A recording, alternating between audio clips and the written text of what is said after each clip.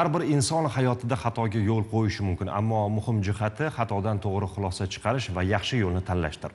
Farg'ona viloyati Dang'ara tumanida probatsiya nazoratidagi shaxslar bilan o'tkazilgan sayyor sud majlisi shunday maqsadni ko'zladi. Unda o'z xatosini anglab yetganlar muddatidan oldin ozodlikka chiqarildi.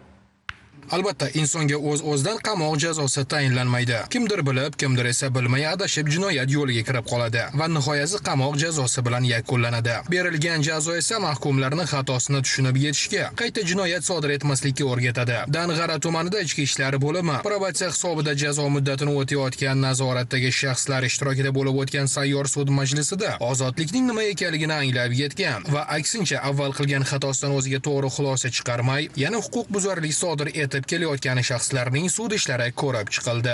30 kundan ko'proq o'tamaganligi uchun og'ir majlis ta'minlab o'tdik. Dastavval sud tomonidan tayinlangan jazodan o'ziga to'g'ri xulosa chiqargan va mehnatga halol munosabatda bo'lib, belgilangan cheklovlarga to'liq amal qilib kelayotgan nazoratdagi shaxslar jazodan muddatidan ilgari shartli ozod etildilar. Yoshlik qilib jinoyatga qo'l urgan edim. Bugungi sayyor sud majlisida sud tomonidan belgilangan talab qoidalariga amal qilganim uchun shartli ozod qilishdi. Qilgan ishimdan pushaymonman, o'zimga tegishli xulosa chiqardim. Shuningdek, sud tomonidan tayinlangan jazoni qasddan buzib, sodir etgan jinoyatidan o'ziga to'g'ri xulosa chiqarmagan bir nafar mahkumning ham sud ishi ko'rib chiqildi. Sayyor sud majlisida 16 nafar mahkumlar tayinlangan jazoni namunali o'taganligi, mehnatga halol munosabatda bo'lganligi, zimmasiga yuklatilgan majburiyatlarni halol va vijdonan bajarganligi inobatga olinib, jazoning o'talmagan qismidan muddatidan ilgari shartli ravishda ozod qilindi.